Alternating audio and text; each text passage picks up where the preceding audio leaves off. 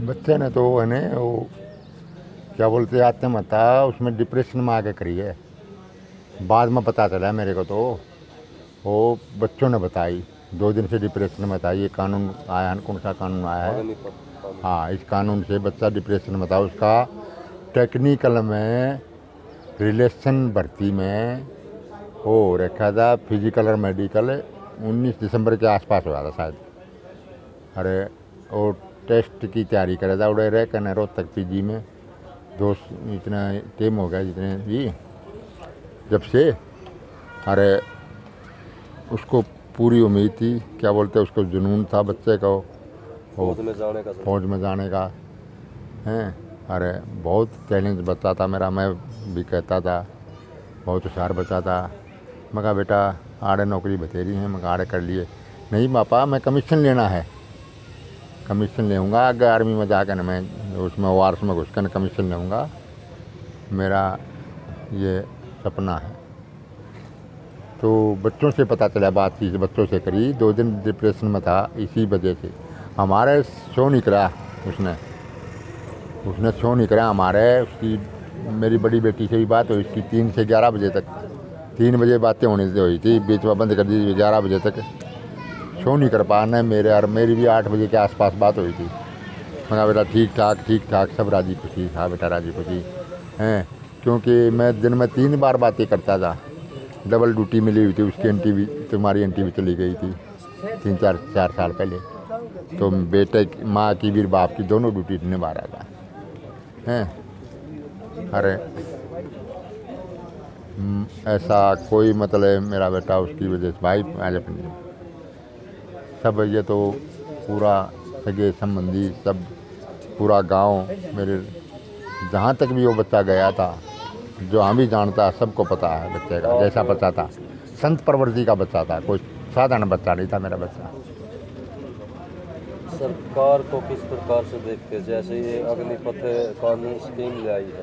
सरकार से मेरी प्रार्थना है, मेरी निवेदन है, इस काल के बच्चों के भविष्य के बारे में सोचे समझे, अरे सोच समझ कर निर्णय लें, ये मेरी प्रार्थना है। किसी के बच्चों से किसी के खिलवाड़ दे, वो कोई गलत न करे, बच्चे सोच समझ कर न वो करे, मेरी प्रार्थना है सरकार से। प्रार्थना निवेदन ही कर सकते हैं ये बात। और बच्चों से भी मेरी प्रार्थना है इस तरह के कदम न उठाएं, अपने माता पिता से बातचीत करें, अपने सगे संबंधियों से बातचीत करें, अपने डब्बी प्यारों से बातचीत करें, समाधान ढूंढें, विचार करें, सोचें, शक्ति मांगे परमात्मा से सहन करने की। यही मेरा बच्चों से भी वो है, निवेदन है बच्चों से हैं।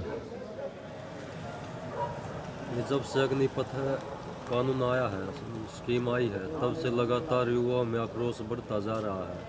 पूरे देश में इस आग सी लगी हुई है। तो आप किस तरह से देखते हो? जैसे ये लजवाना कला गांव का लड़के ने पिछले दिनों सुसाइड किया था परेशानी में आके, और आप यहाँ पर लजवाना में पहुँचे हो, क्या कहना चाहोगे आप इनके पिताजी को, और युवाओं को क्या संदेश देना चाहोगे आपके संगठन की तरफ? हम इनके पिताजी को और इनके परिवार के प्रति हार्दिक संवेदना प्रकट करते हैं।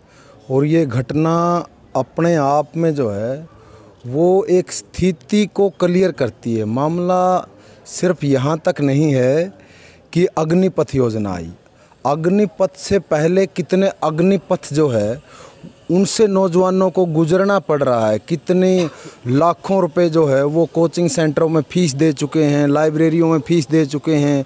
और उसके बाद में आप देख रहे हो रेलवे और सेना के भर्ती केंद्र पे 3 साल हो चुके हैं। 3 साल में 2 भर्तियां तक कंप्लीट नहीं कर पा रहे हैं। 3 साल के और 2 साल से पहले से तैयारियां कर रहे हैं।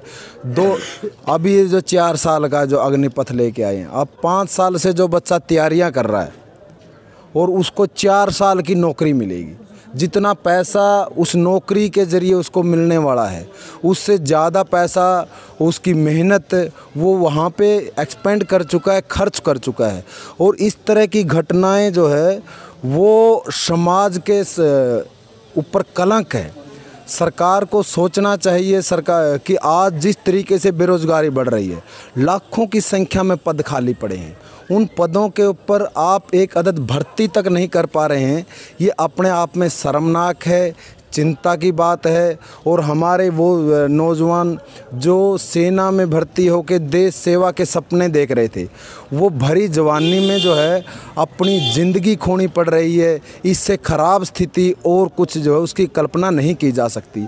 आज मेरी भारत की जनवादी नौजवान सभा की तरफ से अपील है कि पूरे देश में नौजवानों का आक्रोश, नौजवानों का गुस्सा जो बेहद जायज़ है जिन परिस्थितियों के अंदर ये हो रहा है, लेकिन फिर भी इस आंदोलन को किसी भी कीमत के ऊपर वो हिंसा का शिकार ना होने दें। उस आंदोलन को रोज़गार के मुद्दे के ऊपर केंद्रित रखें। इस आंदोलन को इसकी जुझारूता बनी रहे, इसको संगठित रूप से ये आंदोलन हो, एक मजबूत आंदोलन। अनुशासन के बिना कोई आंदोलन जो है वो आगे नहीं बढ़ सकता, वो मजबूत आंदोलन नहीं रह सकता। इसलिए 21 तारीख का महत्वपूर्ण एक दिवस है और मैं अंकल जी से भी अपील करूंगा, यहाँ परिवार की तरफ से भी कोई सदस्य जो है वो 21 तारीख को ये जो कार्यक्रम जाट धर्मशाला में होने जा रहा है, तमाम किसान यूनियनें उसमें शामिल हैं, छात्र युवाओं के संगठन उसमें शामिल हैं। वहाँ पे कोई एक संगठित रूपरेखा की उम्मीद करते हैं आने वाले टाइम पे इस आंदोलन का कोई संगठित स्वरूप वो बन पाएगा। किसान आंदोलन की तर्ज के ऊपर ये आंदोलन आगे बढ़ पाएगा जो आज के टाइम पे बहुत महत्वपूर्ण है।